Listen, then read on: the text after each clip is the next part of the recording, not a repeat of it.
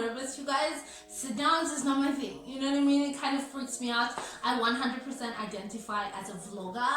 That's what I prefer doing, that's what I like to do, and that's what I'm most comfortable doing, you know what I mean? I don't care if you guys like see me, however, these freak me out, you know what I mean? And I don't even know why, but I'm really excited to bring you guys this series where I'm going to be sitting down and telling you stories about everything that I was before becoming 29. So I am a huge believer of just like really bad and really good experiences make us who we are, and I feel like I've had mostly bad, but I wouldn't take back anything. I think I'm at the point in my life where I don't regret anything. You know what I mean? I made some pretty crazy choices. Some of them people don't really understand. Some choices that I felt like in the moment where I was like, what the hell am I even doing? I am ruining so many things by making this decision. But I think at that time it was needed because it made me who I am today. So I started becoming 29 in 2019, but I started just like sharing my story on social media, my Instagram and Facebook in 2017. But a lot happened before then. I was a pretty wild child. I went into high school considerably okay. I was an okay girl, I was a good girl, but then I mingled with the wrong people and then things got out of hand. But we're not gonna get into that today. What I want to talk about today is one of the events, well, 3 events, but one specifically that made me kind of like look at men a different way and kind of be afraid of men. That was the event that instilled fear in me that, whoa, okay, men can really take advantage of me and of my body. So I live in a considerably safe neighborhood. That's what I thought before all these the 3 burglaries that ever happened that we've had here happened. So the first one was actually pretty funny because I think it was a sleepover and there were so many people. So this was initially mine and Summer's room, which is now my workspace and my room, and then Summer's room was Naledi's room, and then Naledi's room was my dad's room. So things switched around when dad died. So the first burglary that ever happened, it was a sleepover. My cousins were here. We had a bunch of family. I don't really remember what grade I was in, but I was really young. I was like in primary. But that one, the thieves, right? They came in, they took our phones. It was a petty break-in, took our phones. But the first one was really funny for me because apparently the people that broke in, they burnt, like, the theory was, it was wild, you guys, it was wild. The theory was they burnt like a hyena's tail or something in the drain, and then it came up like in the drain and like through the kitchen, and like then we all fell asleep so we couldn't hear anything. But when I sleep, like, I'm not kidding. If I'm asleep, I'm asleep. You could like move the bed, you could move me from the bed, put me on the floor and take my bed, and I wouldn't even wake up. I wouldn't even like flinch, honestly. Like I die when I sleep. So the first one, I was asleep, I didn't really hear anything or see anything. Second one, Naledi was actually she woke up in the middle of the night to use the restroom, I'm assuming, and she looked down the hallway. She came out of her room, she looked down the hallway, and she noticed that the TV was gone. Can you imagine waking up and seeing that the TV is gone? Like, where would it go? Like, did somebody move it? And then she also noticed that the fridge was open.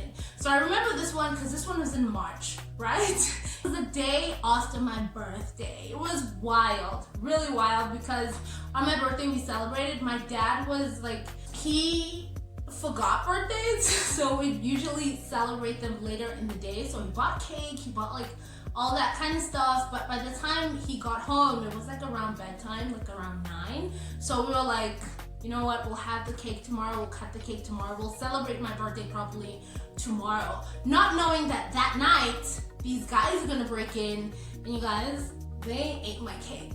That's why the fridge was open, because they took my cake. I remember there was Swiss roll also. They took it and they ate it. How do you break into somebody's house and eat their cake? not just anybody's cake, my cake. I was touched. I think I didn't even care that they broke in. The only thing that pissed me off was that they ate my cake. That's like breaking into somebody's house and making breakfast, like making eggs and like the whole shebang and toast and bacon. You don't do that. Actually, you don't break in at all. The knife that they cut the cake with, they entered through the back door. The knife that they cut the cake with, they just stabbed it into the ground. I remember the police, South African police, they came here investigating. They took the knife, taking it for fingerprints. We still, till this day, do not have like any info about that. They took our knife. For what reason, I don't know. I'm gonna say it. The police were pretty useless in that scenario, but I didn't really care. I just cared about my cake. So that one was pretty funny. The last one that kind of changed my entire life was the most traumatic. It was a beautiful night, you guys. My dad worked really late. He had like night shifts sometimes and he'd be on standby. He worked in the police force. And then on that night, it was Naledi was like still living with us. It was Naledi. Tiamo was about Tiamo, I think, was around Minja's age, and this was our room. So my bed was like, it was positioned here at the time, and then Zama's bed was towards the window, and then right there in the corner we had like the chest of drawers with our little TV. So on that night, I remember, I think it was the weekend before, a couple of days before, my dad had just taken us shopping.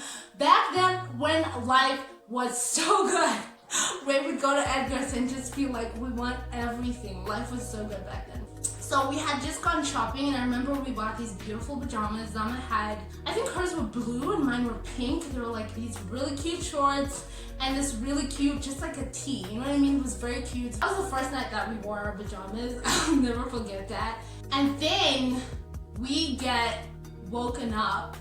I remember me and Zama were in our room sleeping, and that time the lights are off. We slept with the lights off. That was just something that was normal. Doors open. Like, we didn't even close the door because we're at home, we're safe.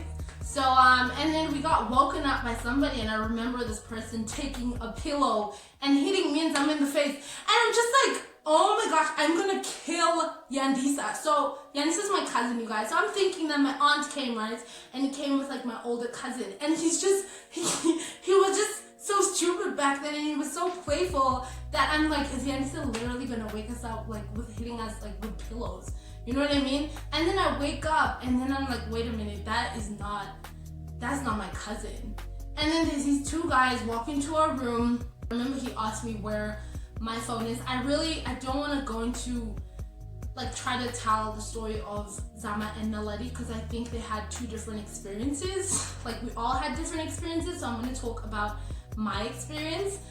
So he came, this is not, why am I laughing? This is not funny.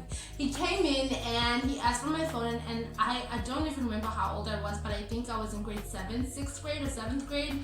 Asked for my phone, and at that time I didn't have a phone, so I was like, I don't have a phone. I was so confused. What's going on? Where's my dad? I think that was my first thought. Like, where the hell is Babake? Where is he? And then I remember they left us in there. Me and Zama both sitting on my bed now, freaking out, like, what the hell's going on? I remember standing up and standing right here, looking outside the door, and there's a lot of guys. It wasn't even like one guy, two guys, it was like 5 guys. I was freaking out, not knowing who the hell these people are. And I remember one guy was wearing a brown jacket, and I remember him saying, he was telling, I guess, the people that he was with, he was saying, "Ninga rape muntu, ninga baba," which means don't rape anybody, don't touch them. And then I was just like, whoa. That whole, like, what he said, it really freaked me out. I literally remember them turning my dad's room upside down, and they're asking us, like, where's the money? Ipiman. And I'm just like, oh my gosh, like, what are you guys talking about? We're just sleeping here. And my theory is those people came because they knew that maybe my dad had, like, taken out a lot of money from the bank and, like, brought it home because he was gonna use it and, like, left it somewhere. I don't know, but once they didn't find the money, that's when they started, okay, now I guess thinking that we're gonna steal something. You guys, this is the one thing that I remember so perfectly. one of the guys took me from my room and led me to the dining room, and he had a knife, and he was like, he literally told me to cut the wires of the DVD so they could take the DVD. You guys take, I don't even know. I thought I was gonna die. I was literally telling this guy that, dude, I can't do that. And he was like, do it or I'm gonna cut you. And I was like, oh my God. I literally did that. And I was cutting the wires, scared for my life. What the hell is even like happening? What, like, that night was a lot for me. I remember walking around barefoot and my feet were like cut up. But something that I'll never forget is I was in my room, me and Zaman were sitting on our beds, and the guy came back in and he literally opened my legs, opened my legs, and then he opened up my shorts right to my hoo-ha, and he started like touching me. And I remember the guy asked me how old I was, and I was in grade 7, so I'm not really sure how old you're in grade 7, but I was like, I think I was a teenager. But when he asked me, I was like, okay, I need to think of an age of like a girl he wouldn't like try to rape, because here I am thinking I'm literally about to get raped. This is stuff that like I hear about. I didn't even know like too much about like the whole deed, you know what I mean? So I was freaking out. I was just like, I'm like 8. I remember I was like, I'm 8 or like I'm 9 or 7. It was like a stupid number like that. And he left me alone. God was with me that day. He left me alone. He stopped touching me, and my heart was racing. I don't really remember much from like what happened after that, but I remember them leaving and us literally running out of the front door screaming. You guys, I don't even know what time it was. We were screaming, and we get outside and my dad is there, and I'm like, okay, so why is my dad here? And apparently, you guys, the story is next morning they tell us that my dad was coming back from work and they took his keys while he was like trying to get into the house. They took his keys, they took his gun, and they pointed it at him, and he couldn't get inside because he was outside on the floor laying on his stomach with his own gun pointed at him. And they literally, it wasn't even a break-in and entering, because they literally just opened the door with my dad's keys. So I remember us running outside and screaming, and I remember my dad screaming like, okay, just let me go get them, let me get in the car and go get these guys, because they ran away or whatever. And we were literally all screaming like, do not leave us, like leave them, it doesn't matter, like just don't leave. And I remember my dad shooting up in the sky, like, you know, making as much noise as he could, and we're like trying to get like people, like somebody to open up. I remember like our neighbors we were trying to like get their attention so they could open up so we could go chill there while my dad tries and finds these guys, but nobody opened up, which is the sad part of living in a community where everybody kind of just minds their own business. That's how our community is, that's how my neighborhood is, you know what I mean?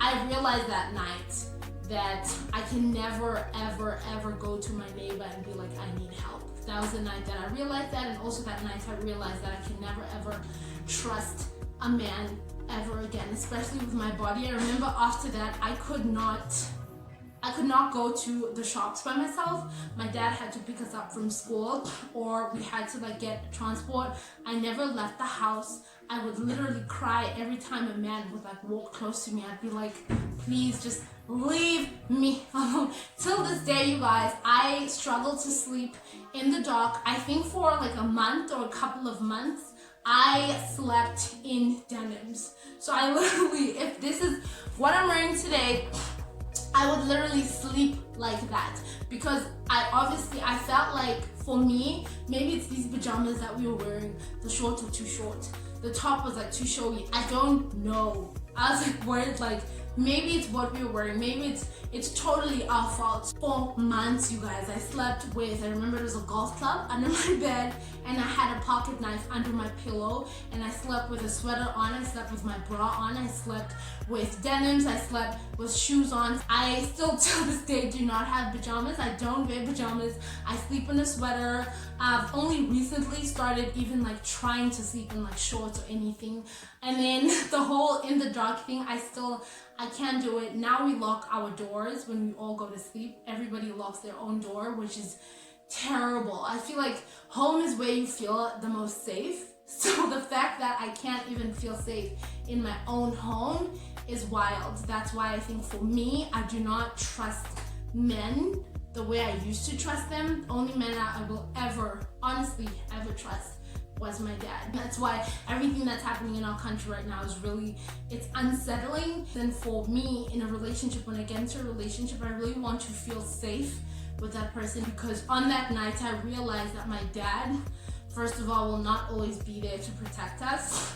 And yeah, that was wild. So that definitely was one of the experiences that really made me change like my perspective on just life and the world and the people in it, and just like changed how I move still, like how I move. Like literally now somebody can still not walk up to me and just be like, hi. My heart just races. I'm just like, what do you want? What do you want? Just don't get too close, right? I have the biggest fear of men and guys, and that was the night I think that changed the whole game for me. I don't even sleep peacefully anymore, to be honest, till this day. But that was the last burglary that ever happened. Yeah, so I think that was one of the things that I'll never, ever, ever, ever forget. And I think that was a story that I really wanted to start off for the series. I hope you guys enjoyed it. It was pretty wild.